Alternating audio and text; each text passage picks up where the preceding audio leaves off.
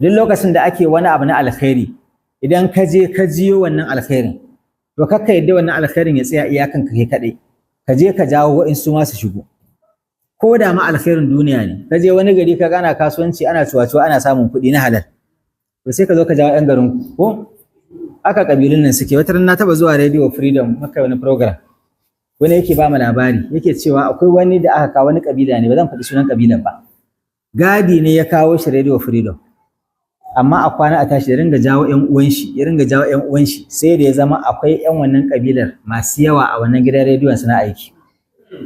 Sai ce amma abin mamaki Bahaushe in ya zo ya samu ɗan uwan shi yana aiki shi kuma kokari yake ya zai ya fidda shi ya hau matsayin shi. Kaga tsarin ba haka yake ba ko? Tsarin musulunci ba haka yake ba. Shi tsarin musulunci inda ka alkhairi jawo ɗan uwanka. Amma ka ce za ka ture wani irin yadda mata suke yi ko? Idan ka ga amarya so take tafi da na gidan. Wasu amaran haka suke a karon kallon. Wata kuma uwar gidan ce in kai amarya so take tabbata da ita kadai. To wannan ba tsarin musulunci bane. Shi tsarin musulunci shine la darara wala dirara. Da abin da baka so ai maka kai ma ka kai wani. Haka ne ko ba haka bane?